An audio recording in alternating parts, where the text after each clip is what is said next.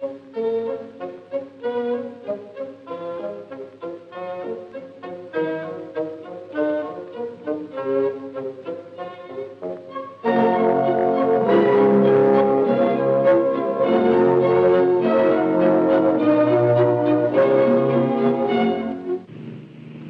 in the world today is familiar with the achievements of British aircraft.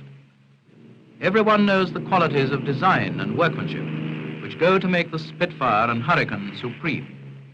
But not everyone remembers that the pride of craftsmanship which lies behind them is part of the tradition moulding all British products, whether for peace or war.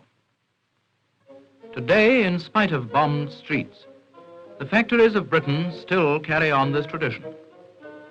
Many are making war weapons, but many essential articles of peace must be made, and into them still goes the skill and care of British industry. Take these blankets, for example, Witney blankets. The weavers of Witney know how to turn out blankets of a special quality.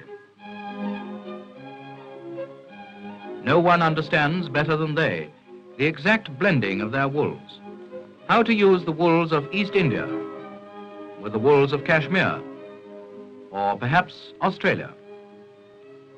The secret of blanket making is in the blending.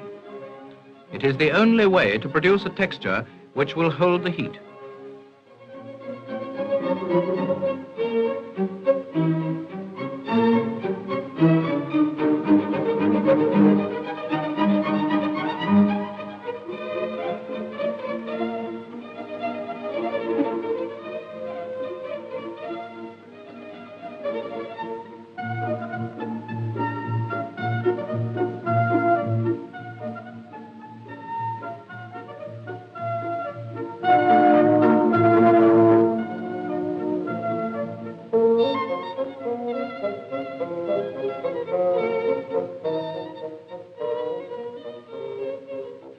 Witney obtained the first royal charter for cloth making in the 10th century, and ever since, the local weavers have been improving their methods.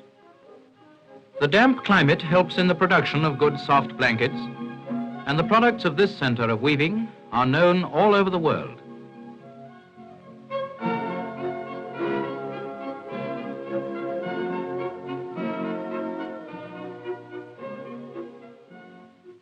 Not less famous is the skill of the workers of Sheffield. Nowadays, for part of their time, they must become roof spotters, wardens, firemen. But they are still turning out the world's most famous steel, and we still need knives as well as bayonets. It was in British knife making that cast steel was first used, and this was the beginning of the modern steel industry.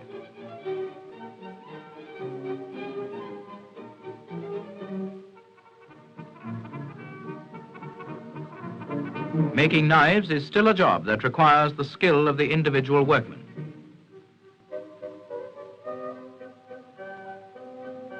Skill that has passed from one generation to the next. The apprentices work alongside the older men, watching and learning.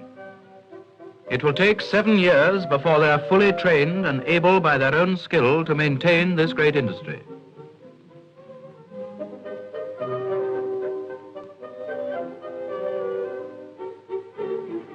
Tests are made at every stage.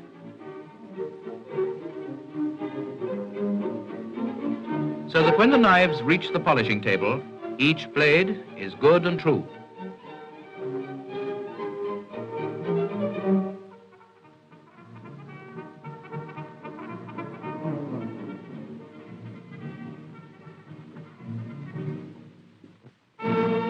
Sheffield has become as famous for its scientific accuracy as for its craftsmanship.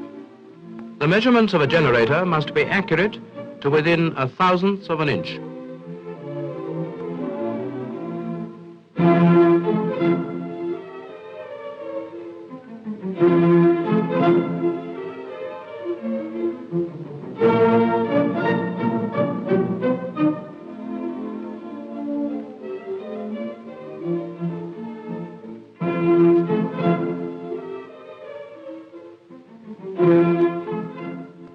The test comes when the rotor is first turned at speed. After the test run, clearances are measured, and as a safeguard, the measuring instruments are themselves tested.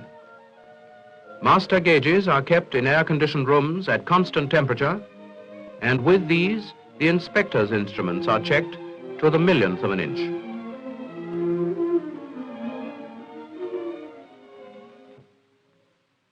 In mass production, too, quality depends on careful testing at every stage.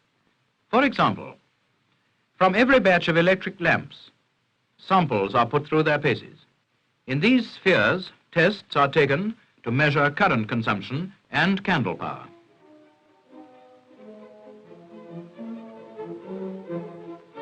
A high-frequency discharge detects at once any impurity in the argon gas with which the bulb is filled.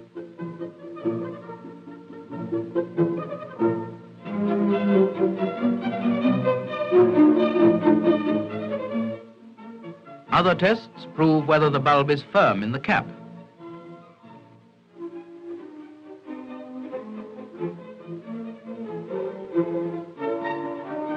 Whether the filament is correctly aligned and focused. Mass production, too, depends in the last resort on craftsmanship. All the experience and skill of British engineering have gone into the design and manufacture of these robot-like machines.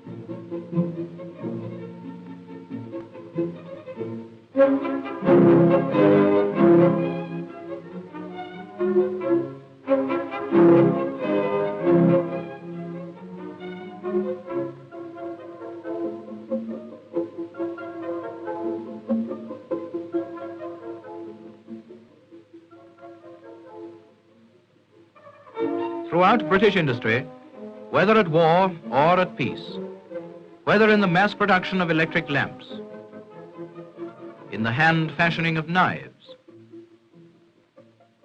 or in the designing of Spitfires, the same qualities of skill and careful workmanship guarantee that each article will do a good job.